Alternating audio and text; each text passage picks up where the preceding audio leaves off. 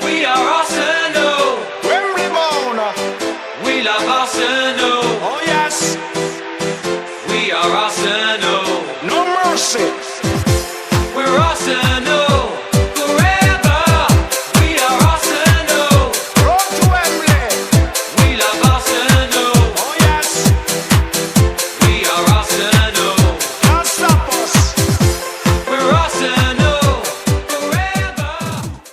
ሰላም እንደምናላችሁልን ክብራን የመድፈኞቹ ቤተሰቦች ከባለፈው ሳምንት ወይም ደግሞ ከሁለቱ የማንቸስተር ዩናይትድ ሽንፈት በኋላ ነው የተገናኘነው።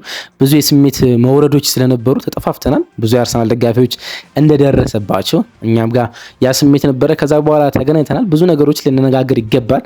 ስለ ስሜት መውረዶች፣ ስለ ጨዋታው ሳይሆን ስለ ስሜት መውረዶች እናወራለን። የሻምፒዮንስ ሊግ መሪ እንዲሁም ደግሞ የካራባኦ ካፕ ፋይናሊስት ለመሆን አንድ ጨዋታ የቀረው የኤፍኤ ካፕ አራተኛ ዙር የደረሰ ቡድን የፕሪሚየር ሊጉ መሪ በ4 ነጥብ ልዩነት። እዚህ ቡድን ላይ ተስፋ መቁረጦች ለምንድን ነው የሚያስፈልጉት? ለምንድን ነው ሰው ደጋፊዎች እንደዚህ የሆኑት? የሚሉትን ጉዳዮች እናነሳለን። ምክንያቱም ተስፋ መቁረጥ የሚያስፈልግ አይመስለኝም። ሰው እንነጋገራለን ስለ ሻምፒዮንስ ሊግና ስለ ካሪያት አልማቲ። በሻምፒዮንስ ሊግ 36ኛ የሚገኘው ግን በካዛኪስታን ሊግ ውስጥ አንደኛ ደረጃ የሚገኘው ቡድን በጥቂቱ እንዳስሳለን። በካዛኪስታን እግር ኳስ አስታና የሚባል ቡድን ናቅ ነበር። ከዛ በኋላ ካሪያት አልማቲ የሚባል ቡድን መጥቷል። እሱን በጥቂቱም ለማንሳት እንሞክራለን። ብዙ የላይን አፕ ለውጦች ይኖራሉ ተብሎ ይታሰባል። ወደ ሉዊስ ማይልስ ስኬሊ፣ ቢን ዋይት፣ ኬፓ አሪዛባላጋ እንዲሁም ደግሞ ሙስኬራ ፓፒ ወደ ቋሚ አሰላለፍ ውስጥ የሚመጡበት ኖርጋርድ ከኢዜና ኦዲጋርድ ጋር ሊጫወት ይችላል። ማዱኬና ማርቲኔ ሊኖሩ ይችላሉ። እንደዚህ ኪንግ ካይ ወደ ላይን አፕ ሊመጣ ይችላል። እንደዚህ አይነት ብዙ የላይን አፕ ለውጦች የሚኖሩበት አይነት ጨዋታ ነው። ሚካኤል አርቴታ ደግሞ ከጨዋታው አስቀድሞ በለንደን ሶባ ሪያሊቲ ለጋዜጠኞች ሀሳቡን ሰጥቷል። እነሱንም ሀሳቦች እንዳስሳለን። በጣም ተስፋ ባለው በትልቅ ኢነርጂ ውስጥ ነው መናገር ይቻላል። በሚቀጥሉት 4 ወራት ውስጥ የምናገኛቸው ስኬቶች ውስጥ ደጋፊዎች አብረው እንዲሆኑ እንፈልጋለን በማለት በከፍተኛ ራስ መተማመን ውስጥ የገለጸውን ፕሬስ ኮንፈረንስም በጥቂቱ እንመለከታለን። ስለ ቲምበርና እንዲሁም ስለ ቲምበርና ዊሊያም ሳሊባም አዲስ ነገር አለ። እሱንም እንቃኛለን። ብቻ አብራችሁን ቆዩ። የምትገኙት በተወዳጁ አርሰናል ኢንፎ ገጽ ላይ ነው። ሰሞኑ ስለተሰማችሁ ስሜት፣ ንዴት እንዲሁም ደግሞ ስላላችሁ ሀሳብ ብጽፉልኝ በጣም ደስ ይለኛል። የጨዋታ ግምቶቻችሁን ማስፈራችሁ አይለ። አብራችሁን ስለምትቆዩ ከልብ እናመሰግናለን። ከመሸጋገሪያ ሙዚቃ በኋላ ተመልሼ እመጣለሁ።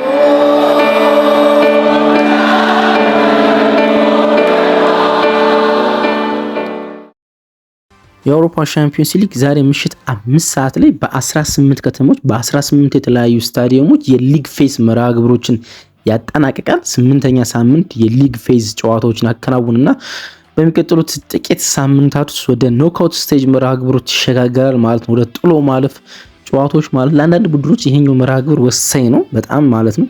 ለአንዳንድ ቡድኖች ደግሞ ያን ያህል ነው። ለምሳሌ አርሰናልና ባየርን በመካከላቸው የ5 ጎል ልዩነቶች አሉ፣ የ3 ነጥብ ልዩነቶች አሉ። አርሰናል በዚህኛው ጨዋታ እንኳን ቢሸነፍ ሙኒክ ተጋጣሚን በ5 ጎል ልዩነት ያለ የማሸነፍ ግዴታ ውስጥ ሊገባ ይችላል፣ አንደኛ ለመሆን ማለት ነው።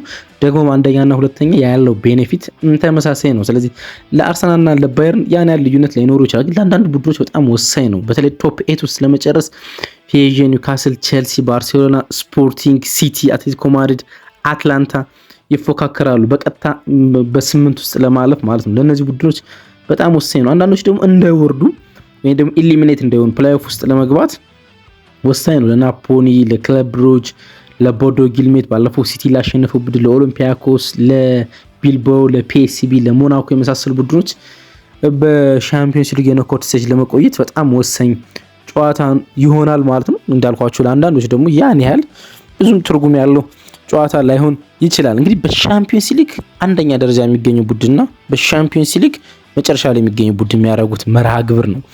ይሄ ካዛኪስታን ቡድን ለመጀመሪያ ጊዜ ወደ ሻምፒዮንስ ሊግ የመጣ ካሪያት አልማቲ ብዙ ጊዜ ካዛኪስታን ወደ አውሮፓ ውድድሮች ሲመጣ የምናውቀው አስታና ነው እና አስታና አሁን የለም። በሊጉ ሁለተኛ ነው የሚገኘው። በዚህኛው በካሪያት አልማቲ በዚህኛው የውድድር ዓመት እንኳን በ2 ነጥብ ዝቅ ብሎ 57 ነጥብ ይዞ ካሪያት አልማቲ ደግሞ 59 ነጥብ ይዞ በካዛኪስታን ፕሪሚየር ሊግ እንኳን ሁለተኛ ላይ የሚገኘው አስታና እንግዲህ በካሪያት አልማቲ የበላይነቱን በካዛኪስታን እግር ኳሱ የተወሰደበት ያለ ይመስላል።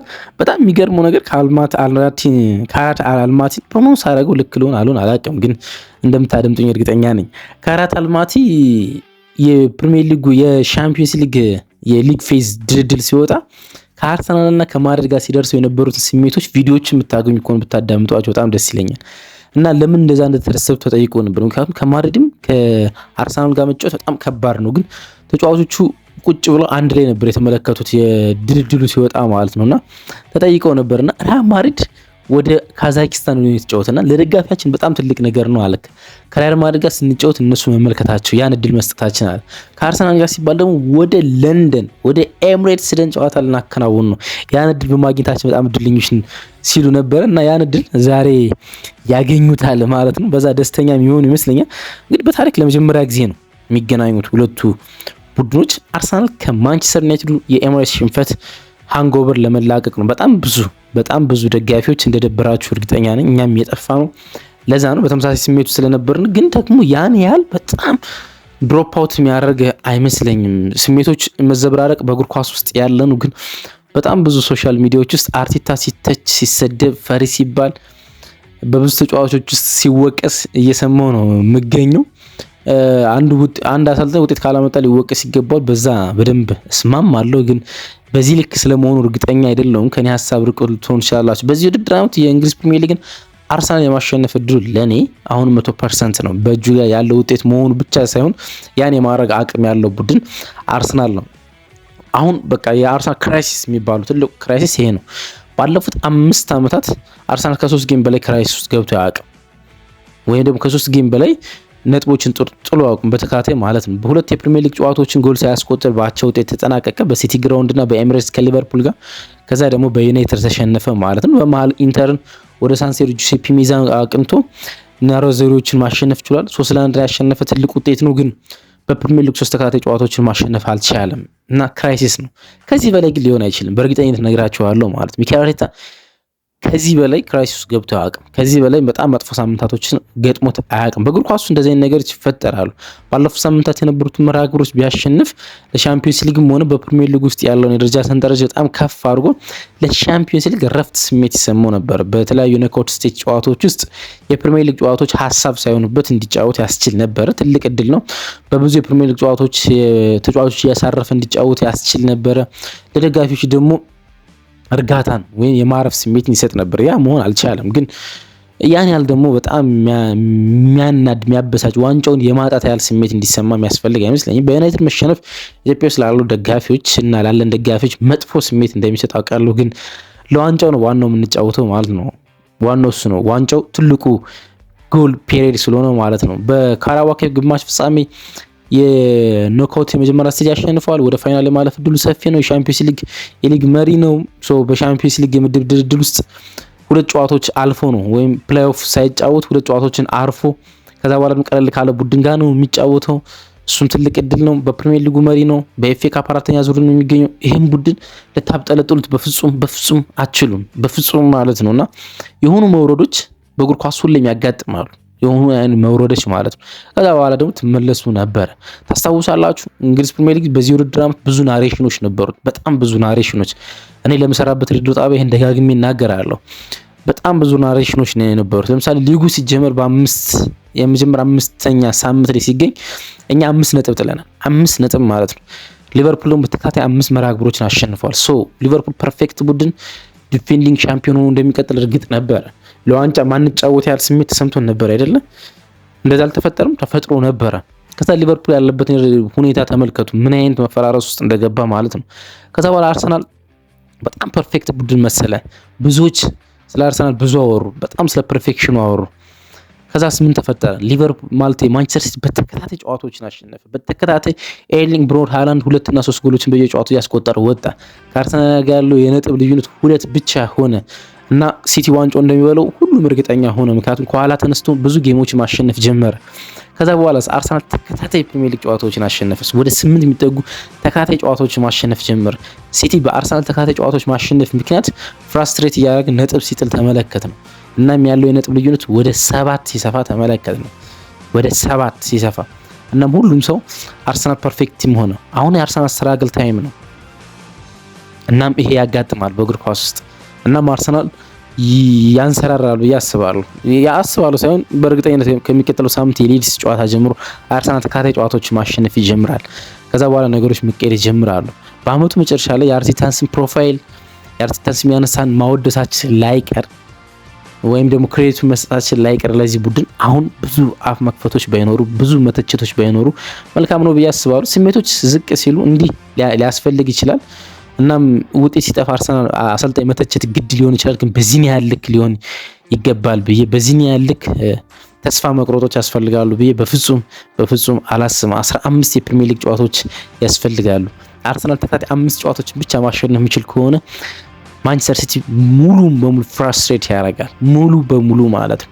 እና ያን ደግሞ ማድረግ ይችላሉ ብዬ በደንብ አስባለሁ። ወደ ቻምፒየንስ ሊግ ጨዋታችን እንምጣ። የሰሞኑ ስሜቶችን ለማጋራት ያለው የተሰማኝን ወደዚህ መጥቶ እንግዲህ ከ21 ከሚገባው ነጥብ አርሰናል 21ን ማሳክቷል። 7 የቻምፒየንስ ሊግ ጨዋታዎችን 7ቱን ማሸነፍ ስለቻለ ማለት ነው። ስለዚህ በጣም አሪፍ ላይ ነው የሚገኘው ማለት እንችላለን። እንዳልኳችሁ ቅድም ሙኒክ አርሰናል ላይ ለመድረስ ይቸገራል። ምክንያቱም 3 ነጥብ ያለ ልዩነት በአርሰናልና በሙኒክ መካከል ስላለ ማለት ነውና በዛ ያሉ ጎሎች ማስቆጠር ከሙኒክ የሚጠበቅ ይሆናል። ካራት አልማቲ ወደዚህኛው ጨዋታ የሚመጣ 6 ጨዋታዎችን ተሸንፎ ነው በቻምፒየንስ ሊግ በዚህ ውድድር ዓመት አንድ አቻ ብቻ ነው ያለው ከፓፎስ ከሚባለው የሳይፐርስ ቡድን ጋር 0-0 የተለያዩት መርሃ ግብር ብቻ በዚህ መርሃ ግብር ብቻ ነው አንድ ነጥብ ያገኙት። በሌሎች መርሃ ግብሮች በሙሉ ሽንፈት አጋጥሟቸዋል። 19 ጎሎች ነው የተቆጠረባቸው፣ 5 አስቆጥረዋል። ግን ሊቆጠረባቸው የሚገባ የጎል መጠን ወደ 25 ከፍ ሊል ይገባ ነበር ከኤክስጂ ማለት ነው። ስለዚህ ግብ ጠባቂያቸው ጎል ፕሪቬንት በማድረግ በአውሮፓ ሻምፒየንስ ሊግ በዚህ ውድድር ዓመት ቁጥር አንዱ ግብ ጠባቂ ነው። ጎል ሊሆኑ የሚችሉ ጎሎችን በብዙ በማስቀረጽ ከክሊንሺት ከፍተኛ ክሊንሺት ካለው 5 ክሊንሺት ካለው ዴቪድ ራያ እንኳን የተሻለ ጎል ፕሪቬንቲንግ አለው ግብ ጠባቂያቸው። እርግጥ ያው ብዙ ጎል ስለተሞከረበት ነው። እንግዲህ በታሪክ ለመጀመሪያ ጊዜ ነው እንዳልኳችሁ ካራት አልማቲ እና አርሰናል የሚገናኙት አንደኛና 36ኛ ላይ የሚገናኙ ቡድኖች ማለት ነው። አንድ በጣም የገረመኝ ቁጥር አለ። አርሰናል በታሪክ ለመጀመሪያ ጊዜ ያገኛቸውን ቡድኖች ሲገጥም ባለፉት 11 መርሃ ግብሮች አልተሸነፈም። 10ሩን አሸንፎ አንድ ድሮ ወይም አንድ አቻ ነው የተለያየ። ለመጀመሪያ ጊዜ አግኝቶት የተሸነፈው ቡድን 2019 ስታንድ ሬንስን ነው። በስታንድ ሬንስ 3-1 ተሸንፏል። ከዛ ውጭ ባሉት ከ2019 በኋላ ለመጀመሪያ ጊዜ ከሚያገኛቸው ቡድኖች ጋር ሁሉንም ማሸነፍ ችሏል። ይሄኛውም ጨዋታ በቀላሉ ያሸንፋል ተብሎ ይጠበቃል። እንግዲህ የካዛኪስታን ቡድን የእንግሊዝን ቡድን ሲገጥመው በታሪክ ለሁለተኛ ጊዜ ነው። ዩናይትድ 2019 በዩሮፓ ሊግ ከአስታና ጋር ተጫውተዋል። አስታና ትልቅ ቡድን እንደሆነ ነገራችኋለሁ። እናም ዩናይትድን ጨዋታ አሸንፎ ነበር። ከዛ በኋላ የካዛኪስታን ቡድን የእንግሊዝ ፕሪሚየር ሊግን ቡድን ሲገጥም ይሄኛው በታሪክ ለሁለተኛ ጊዜ ይሆናል ማለት ነው። አርሰናል 7 የቻምፒየንስ ሊግ ጨዋታዎች እንዳሸነፈ ግልጽ ነው። 7ቱን የሚያሸነፈ ደግሞ 2 እና ከዛ በላይ ጎሎችን ያስቆጠረ ነው። 2 እና ከዛ በላይ ጎሎችን ማለት ነው። እና ይሄ 8ኛ መርሃ ግብር ነው። እናም 2 እና ከዛ በላይ ጎል አስቆጥሮ ጨዋታውን የሚያሸንፍ ከሆነ ይሄኛው ለመጀመሪያ ጊዜ በቻምፒየንስ ሊግ ታሪክ 8 መርሃ ግብሮችን ከ2 በላይ ጎሎች ያስቆጠረ ያሸነፈ ቡድን ያደርጓል። ይህን ታሪክ ለመጻፍ ምን ደግሞ ዛሬ የሚጫወተው ማለት ነው። እና 2 ጎሎችን ብቻ ማስቆጠር የሚችል ከሆነ በታሪክ የመጀመሪያው ቡድን ይሆናል ማለት ነው። ሌላ በታሪክ 8 ተከታታይ ጨዋታዎችን ያሸነፈ ቡድን አንድ ብቻ ነው። የፔፕ ጋርዲዮላ ማንቸስተር ሲቲ ከግንቦት 2023 እስከ ማርች 2024 10 መርሃ ግብሮችን በተከታታይ ማሸነፍ ችሏል። ከዛ ውጭ ያሸነፈ ቡድን የለም። አርሰናል ይሄኛውን ጨዋታ ማሸነፍ የሚችል ከሆነ ደግሞ የሚያደርገዋል ካሸነፈ 8 ተከታታይ ጨዋታዎችን በማሸነፍ በአውሮፓ ታሪክ ከሲቲ በመቀጠል ተከታታይ ጨዋታዎችን በማሸነፍ ሁለተኛው ቡድን ይሆናል ማለት ነው። ይሄኛው መርሃ ግብር የሚሰለፍ ከሆነ ለአንድ ተጫዋች በጣም ወሳኝ መርሃ ግብር ይሆናል ለቡካዮ ሳካ። ቢኮዝ ቡካዮ ሳካ ይሄን መርሃ ግብር የሚያደርግ ከሆነ 50ኛ የአውሮፓ መድረክ ጨዋታ ይሆናል ማለት ነው። 49 ጨዋታዎችን አከናውኗል። እናም በዚህ ጨዋታ ላይ ከተሳተፈ ከሴስ ፋብሪጋስ በመቀጠል በእድሜ ትንሹ ብዙ የአውሮፓ ጨዋታዎችን ያደረገ የአርሰናል ተጫዋች ያደርገዋል ማለት ነው። ፋብሪጋስ 50 ጨዋታዎች በአውሮፓ ውድድሮች ላይ ሲደርስ 22 ዓመት ከ331 ቀን ላይ ነበር 2010 ላይ ማለት ነው። ሴስ ፋብሪጋስ ይሄን አድርጓል። ቡካዮ ሳካውን 24 ዓመት ከ145ኛ ቀኑ ላይ ነው የሚገኘው። ስለዚህ ይሄኛው መርሃ ግብር ማሸነፍ ማለት መሳተፍ እና በላይናፕ ውስጥ መግባት የሚችል ከሆነ ለመጀመሪያ ጊዜ ከፋብሪጋስ ቀጥሎ በእድሜ ትንሹ ስታር ቦይ ይሆናል ማለት ነው። ብዙ ጥያቄዎች ከሚነሱባቸው የአርሰናል ተጫዋቾች አንዱ ቡካዮ ሳካ ነው። ምክንያቱም ጎል ካስቆጠረ 13 መርሃ ግብሮችን ስላለፉት ማለት ነው። ብዙ ሊተች የሚገባው ተጫዋች ዘ ካፒቴን ማርቲን ኦዴጋርድ ይመስለኛል። ግን ብዙ ሌሎች ተጫዋቾችን መተቸት አለባቸው ከሰሞኑ በአርሰናል ብቃት። ሚካኤል አርቴታ ከጨዋታው በፊት ብዙ ሀሳቦችን ለማንሳት ሞክሯል። አንደኛውና ትልቁ ጉዳይ ሳሊባና ቲምበር ጉዳት እንዳጋጠማቸው የገለጸበት ነው። ግን ቀላል ጉዳት ነው ብሏል። ጥቂት ምቾት እየተሰማቸው አልነበረም። ስለዚህ ልናሳርፍባቸው ከሚገቡ መርሃ ግብሮች ይሄኛው ዋናው ነው ሲል ነው የተናገረ። እናም አክሎ በቅዳሜው የሊድስ ጨዋታ ላይ ግን እንደሚደርሱ አስባለሁ ሲል የተናገረ። ስለዚህ ይደርሳሉ ብለን መናገር እንችላለን። ራይስ እና ሜሪኖ ቅጣት ላይ ነው የሚገኙት ተከታታይ ቢጫ ካርዶችን ስለተመለከቱ ማለት። ስለዚህ ይሄኛው ጨዋታ ያልፋቸው። ስለዚህ 4 ተጫዋቾች በላይና በስኳድ ውስጥ አይኖሩም ማለት ነው። ሳሊባ፣ ቲምበር፣ ራይስ እና ሜሪኖ በስኳድ ውስጥ አይኖሩም ማለት ነው። ሰሞኑ ስላሉት ድባቦች፣ የስሜት መውረዶች፣ ስላጋጠመን ፍራስትሬሽን ተጠይቆ ነበር ሚካኤል አርቴታና ይህ ሊሆን የሚችለው ነገር ነው አለ። በእግር ኳስ ግን መቆጣጠር አንችልም። ባለፈው የተከሰተው ነገር ወደፊት የሚሆነውን ነገር በእጅጉ እንደሚያበላሽ ምንም ጥርጥር የለውም። ወደ ድል ለመመለስ መሞከር መቀጠል አለብን። ሁላችንም ጠንክረን እንሰራለን። እናም በቀጣዩ ጊዜ እጅግ በጣም አስደሳች ነገሮች ያጋጥሙናል ሲል ነው ለመናገር የሞከረው። ስለ ደጋፊዎች ማወርቷል። ደጋፊዎች በጨዋታው እንዲሳተፉ አበረታታለሁ፣ ምክንያቱም የእነሱ ድጋፍ ለእኛ ወሳኝ ነው። ህልማችን ለማሳካት አለ ለረዥም ጊዜ ያጣነውን ነገር ለማግኘት እነሱ ለእኛ በጣም ቁልፍ ናቸው። የእነሱ ድጋፍ ለእኛ ብርታት ነው። ለእነሱ ስንል ሁሉም ነገር እንሰጣለን። በተቻለ መጠን በተሻለ መንገድ እንዘጋጃለን። የምንፈልገውን ለማሳካት በጣም አስፈላጊ ጉልበት ይሰጡናል። እናም በአመቱ መጨረሻ ላይ የምንፈልገውን ነገር ለማግኘት በሚቀጥሉት 4 ወራት ውስጥ የምንፈልገው ደረጃ ላይ ስንገኝ እነሱ ከጎናችን እንዲሆኑ እንፈልጋለን ሲል ዋንጫው እንደሚያገኝ ባለ መተማመን ውስጥ ነው መናገር የቻለው። ስለ ዩናይትድ ሽንፈትም ተጠይቀው ነበረ። መደናገጥ አያስፈልግም ያለ ሚካኤል አርቴታ ያለው ነገር ከተጫዋቾች ጋር ተነጋግረናል። ሁኔታውን ማረጋጋት አለብን። በቀጣዮቹ 4 ወራት ባለንበት 4 ውድድሮች እንዴት መቆጣጠር እንዳለብን አውርተናል። ሁሉንም ውድድሮች ለማሸነፍ ከሰኞ ጀምሮ መስራታችን ቀጥለናል ነው ያለ ሚካኤል አርቴታ። ተጫዋቾችን ምን ያህል ድንቅ እንደሆኑና በየቀኑ ከነሱ ጋር በመስራት ደስተኛ መሆኔን ነግራቸዋለሁ። በራስ መተማመን እንዲኖር ማድረግ አለብን። ጊዜው የኛ ነው። እናም የምንፈልገው እንደምናሳካ ነግራቸዋለሁ ነው ያለ። የምንፈልገው እንደምናሳካ ነግራቸዋለሁ ነው ያለና በጣም የሚያበረታታ ነገር ነው መናገር የቻለ ሚካኤል አርቴታ። ስለ ሳካ ባለፉት 13 የሊግ ጨዋታዎች ጎል ስላላማስቆጠሩ ጠይቀውት ነበር። ባለፉት 200 ጨዋታዎች ምን እንዳደረገና ለእኛ ምን እንደሰጠን መመልከት በቂ ነው። ሁኔታዎች በጣም ቀላል ናቸው። በቅርቡ ወደ ጎል አስቆጣሪነቱ ይመለሳል ሲል ከቡካዮ ሳካ ጎን መቆሙን ሚካኤል አርቴታ ለመግለጽ ሞክሯል። ትላልቅ ቡድኖች እንኳን ከቀደሙት የውድድር ዘመናት የበለጠ ነጥቦችን ሊያጡ ይችላሉ። እናም ይሄ ፕሪሚየር ሊግ ነው። በየትኛው ቡድን በየትኛው ሰዓት ነጥብ ልጥል እንደምችል አታውቅም። ግን በአመቱ መጨረሻ ላይ ብዙ ጨዋታዎችን ማሸነፍ ወሳኝ ነው። ያን ለማድረግ እንጠራለን። አንዳንድ ጉዳዮችን መቆጣጠር ላንችል እንችላለን ሲል ነው ሚካኤል አርቴታ ለመግለጽ የሞከረው። እናም ደጋፊዎች ከሱ ጎን እንዲቆሙና እንደሚፈልጋቸው ለመግለጽ ሞክሯል ማለት ነው። በዛ ኢነርጂ ውስጥ ይሄን የአውሮፓ ሻምፒዮንስ ሊግ መርሃ ግብር ዛሬ እንመለከታለን። አብራችሁን ስለነበራችሁ ከልብ እናመሰግናለን። ቀናችሁ ብሩህ ይሁን። እናም መልካም ጨዋታ፣ መልካም ውጤት ይግጠመን ባይ